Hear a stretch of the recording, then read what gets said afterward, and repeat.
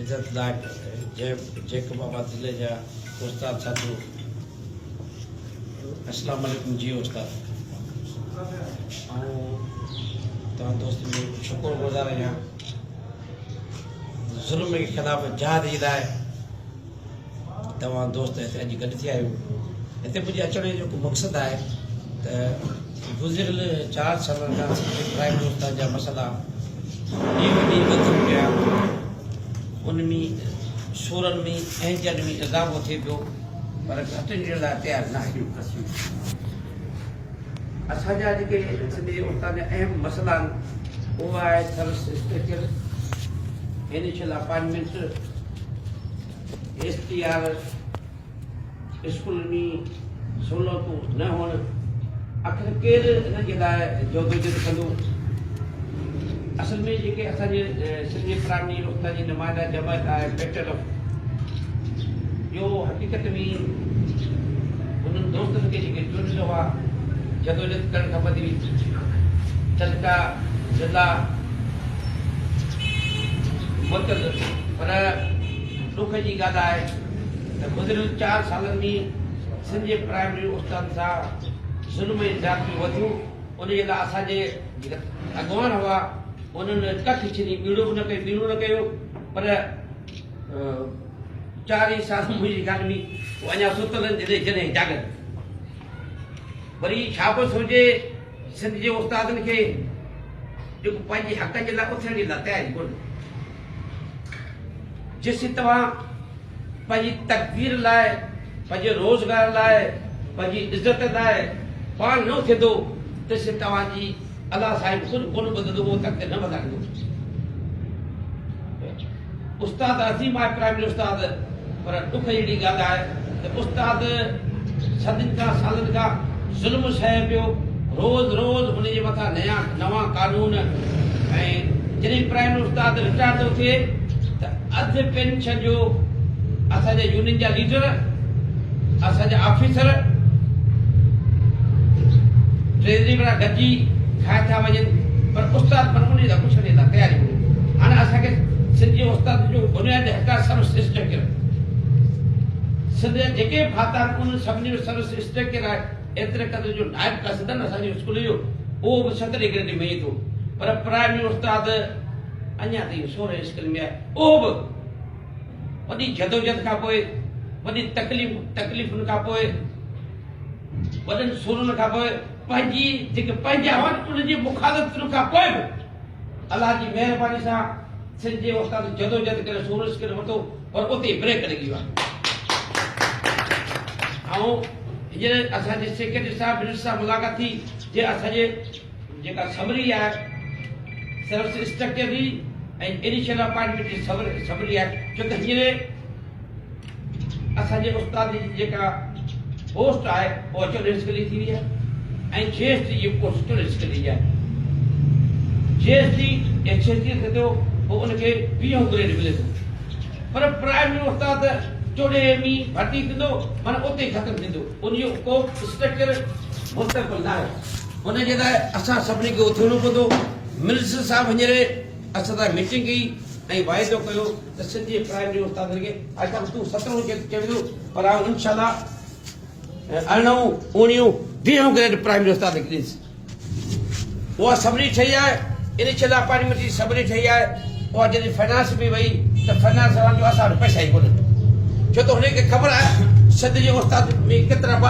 बहादुर सभु सुता पिया आहिनि छो त हुननि हमेशह उस्ताद खे का बि तरजीह आहे ॾिनी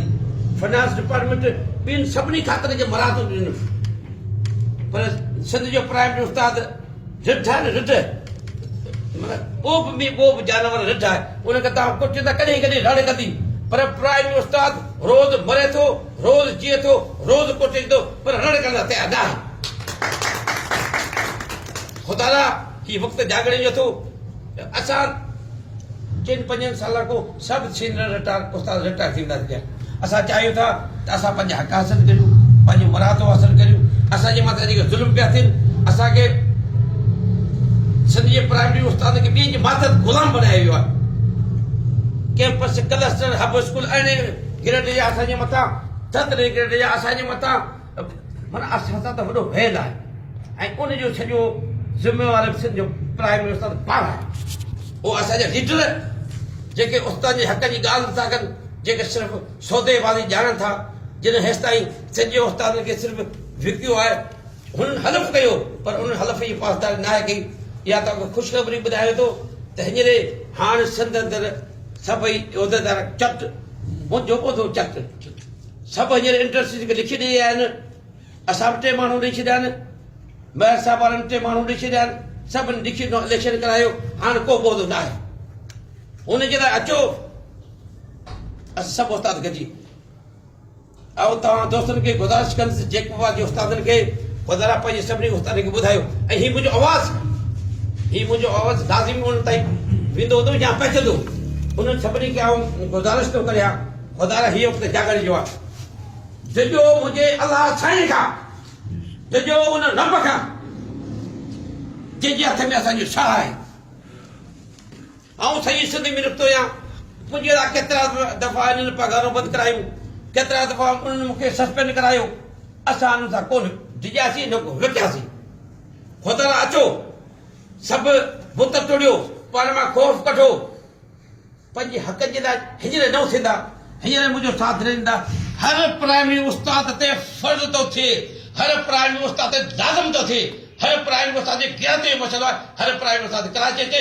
ख़ुदा जो कसम तव्हांजा सभु मसइला थींदा हींअर हुकुम त मुंहिंजो आहे सुपरवाइज़र सीनियर उस्ताद खजंदा सोने जा सेक्रेटरी तंहिं असांजी मीटिंग थी आहे उन मौक़े ते साहिब तो स्टक छा ॾे मुंहिंजे ऑलरेडी छो त हे बायोमेट्रिक वारा अचनि था इहे जेके पंहिंजा मिट माइट जेके मंथली वारा उनखे ॿुधाइनि था पर जेके ग़रीब उस्ताद आहिनि उनखे 8 बजे अॻु जो घर हाज़िर करे वञनि था इनशाला इहे बायोमेट्रिक वारा हाणे तव्हांजी अंदरि में पढ़ाईंदा प्राइमरी उस्ताद इनशाला सुपरवाइज़र थींदा असांजूं इहे ज़ुल्म हाणे न सदासीं जेकॾहिं तव्हां उस्ताद हींअर न थियो